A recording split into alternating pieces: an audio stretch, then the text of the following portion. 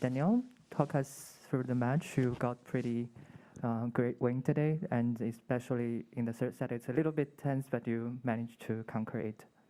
Yeah, it was not that easy match. Actually started with a break for him, and then I managed to win the set 6-1. He was doing a lot of errors. Second set was getting tougher, but I managed to win one break on the side, which was a little bit with the wind, so easier to play. Third set, he played really top level. I'm happy that I managed, to stay calm on my serve. Didn't face a break point in the third set. Also didn't have one to break him, but that's when you get to the tiebreak. And I'm happy that in the tiebreak I managed to turn it my way. This first rounds, actually any rounds in Grand Slam never easy, and to win in 3 sets, no matter the score, is always good. Thanks. We will turn into the questions in the room. Anybody? Please. Daniil, coming here as a major winner and being a finalist here last year, when you've actually played a first match, is any sort of different feeling, different approach? Definitely not different approach, because I always try to look for how can I become either better or, let's say, keep the level. But in my opinion, you cannot really keep the level. You can only try to improve, and that's how you can keep the high level going. So I know what I have to do before the match, after the match, one day before the match to feel good. That's what I'm trying to reproduce. And to be honest, doesn't really put pressure on me, because I know that I lose first round or I win the tournament if I did everything I can. If I did everything I can again in the preparation and recovery phase. If I was not stupid, then, it's not meant to be, or it is. But it does give me extra confidence, because now I know that it is possible to do it. And I know that if I'm playing good tennis, it's really tough to beat me. So just extra confidence. Just a kind reminder that before your questions, please tell us your name and publication. Thank you. And let's go to lady. Matt Roberts, the Tennis Podcast. Daniil, you mentioned on court that you had a really short off-season. Obviously, the length of the tennis season has been a talking point kind of forever. I'm just wondering, as a player, how much time would you like to see? How much do you think would be fair? And how do you think the tour could maybe be restructured to help you? Yeah, we always talk between players about these important things. And I think at this moment it's almost impossible to change anything, because there are no free weeks in the season to, let's say, put Davis Cup, for example, to maybe move to Reno, the finals, a little bit earlier. You can't really do it, because all the tournaments, they bought licenses, so you cannot just tell them, well, you know what, we decided to make the tour, the season shorter, so you are out. So it's impossible, and yes, it's definitely not enough. So if you want to represent your country every year in Davis Cup, and if you are every year in the finals, well, it becomes impossible. So you'll have to sacrifice something. Sometimes your body will tell you what you have to sacrifice. Sometimes you will have to decide, and it's not easy decisions, because many people will be against your decisions. 14 days is not enough, but it's an experience. I'll see how I cope up with it and what we need or can change for the future. But again, I don't see anything changing in the season yet. Yeah, it's definitely, probably there is no other sport that plays for 11 months non-stop. Any more questions in the room? The conditions, are they same as last year? Court speed, balls, do you notice any difference at all? It's always not easy to answer these questions, because you play so many tournaments that you kind of forget exactly how it was. I have the feeling that maybe it's just a little bit faster, though I'm not sure.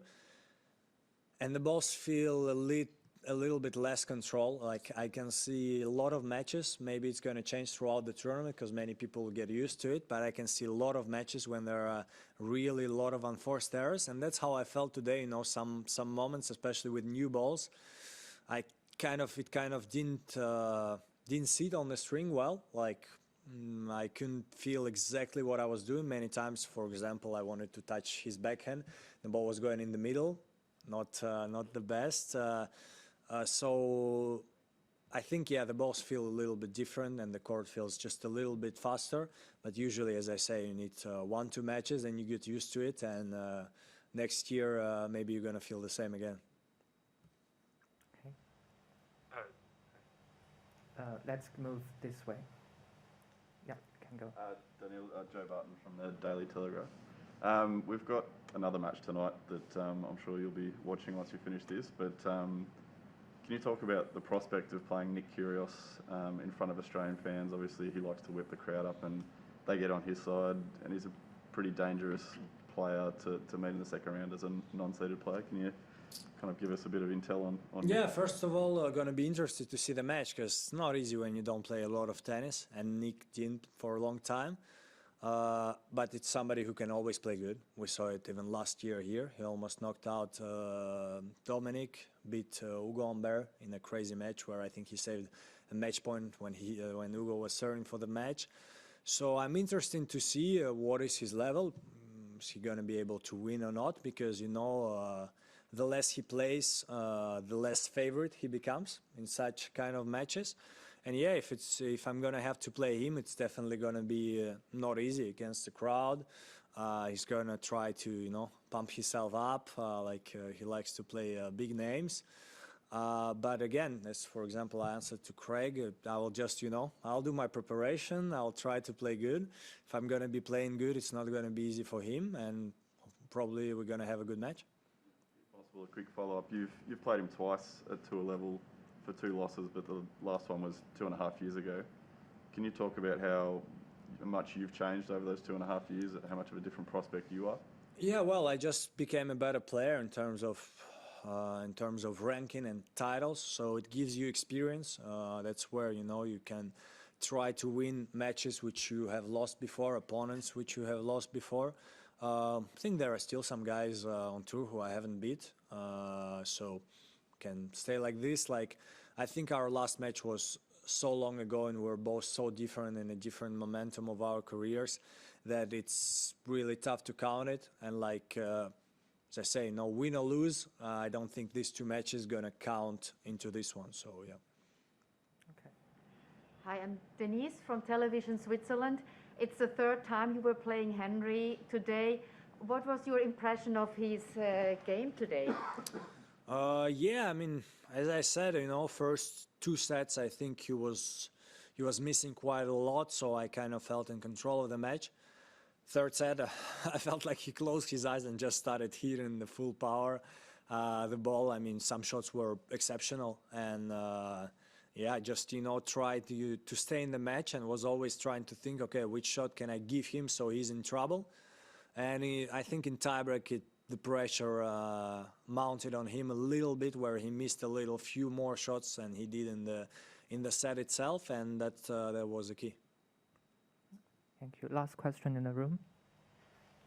Daniil, you said you had a tweet you put up in November, I think November 10th, saying, "See you in January," and a picture of you at the Australian Open. I don't know if you ever asked, but I was wondering what the timing of that decision was. Was that a vaccination thing in November, or what made you know in November that you were suddenly going to play in Australia? Because it's a little bit of an unusual tweet.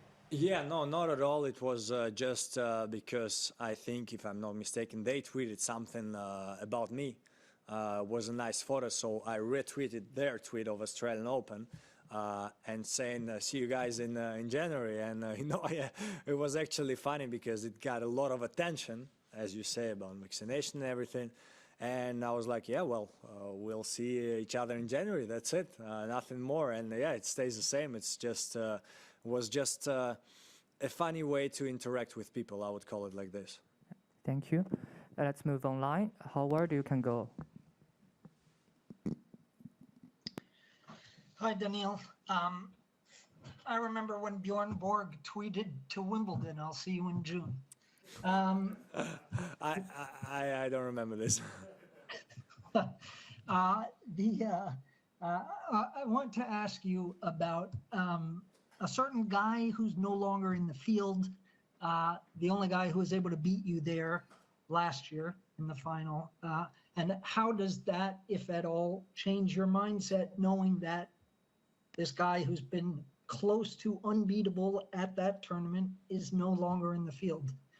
Yeah, I mean, Melbourne, Rod Laver Arena is definitely probably maybe his favorite place in the world because, yeah, I mean, the amount of matches, the amount of finals, semifinals he won here is sensational. And, you know, I remember last year where I was like, well, okay, that's a good challenge, trying to stop him. Was far away from doing that. So, yeah, actually, I like challenges. So I would love, you know, to have this chance again to play him maybe in the final or something like this here in Rod Laver. Even if he beat me or not, it's a good challenge, and I like challenges in my career. But yeah, as I said, it cannot change my approach because it's still 7 tough matches to win. And you know, if we talk about US Open where I managed to beat him in the final, it was the same. You know, I had 6 tough matches against tough opponents to get in the final. Then I had Novak himself to beat. He was going for something special. I managed to prepare the match well, played quite good tennis, served big, managed to win the match. And same, you know, no matter how I do here, how far I go, if I'm in the final, who I play, it's not going to be easy, and you need to show your best to win a slam. Thank you. Last question, let's go to Willie.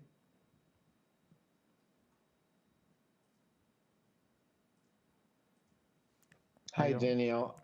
What do you think is the biggest aspect of your confidence right now after having won the US Open?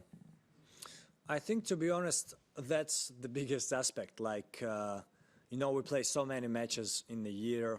We win some, we lose some. Your form, your shape can go up and down, physical, mental, tennis-wise. It can fluctuate even during one tournament, especially Grand Slam, which is 2 weeks.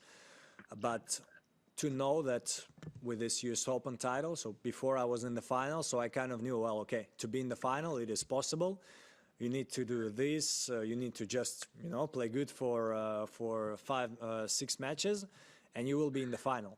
After US Open, I kind of know that I'm capable of playing 7 great matches in a row on the same court or same venue, beating the best players in the world. You know, serving good, sometimes maybe playing worse, but still capable to win matches. And that's the biggest confidence I can give myself, is just knowing that it's possible. As we see, it's impossible to win every tournament you play in a year or every tournament you play in your life. But the more you win, the more confidence you give yourself to know for the next one that I'm capable of doing it. And yeah, that's the biggest confidence I have right now. Okay. Sorry, just one last one. I didn't see from the tablet. Prajwa, you can go online for the last one. There's a couple of us. Thank you. Okay, I've had my hand up too. Let's give the last one to Reem also then after. Okay, Prajwa and Reem, thank you. Hi, Daniil. I just wanted to, you've obviously been with Giles for a while now. I'm wondering how over the years you have changed, your relationship has changed, and you have evolved or grown up in that time? Yeah, I think definitely with Gilles, we were a long time together. I would even forget, I think it's,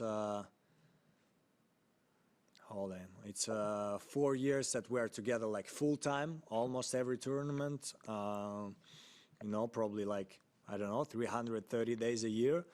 And definitely me as a player and him as a coach, we all grew up. I think we both understood a lot of things, both about ourselves and me about him and him about me. And we always try to improve. We can always still, sometimes we understand each other without talking. Sometimes we can argue. It's a process. We both, I think, see in each other that we want to improve, and that's the most important. And that's when the process can go on. Thank you. Okay, Reem, you can go for the last question. Thank you. Daniil, you're considered one of the kind of the characters on the tour. You're kind of yourself on the court. You can taunt the crowd. You do all these things. And Nick Kyrgios is someone who's quite divisive. He goes to extremes sometimes and all of that. I'm curious, do you enjoy some of the stuff that he does, whether on the court, off it? What kind of value do you see in Nick being on tour? Yeah, I mean, he's definitely a character. And, you know, I think probably like almost everybody in the world, there are some things I adore in what he does and some things I don't like. I'm not going to tell what exactly, but as you say, you know, he's kind of going to extreme almost all the time he's on court. That's why people love to watch him. Even if they hate him, they love to watch him. And that's his strengths. Yeah, so as I say, not talking about my attitude to him, I think he's a great guy out of the court. On court, some things I like, some things I don't. Yeah, that's I can say this probably about many players on tour.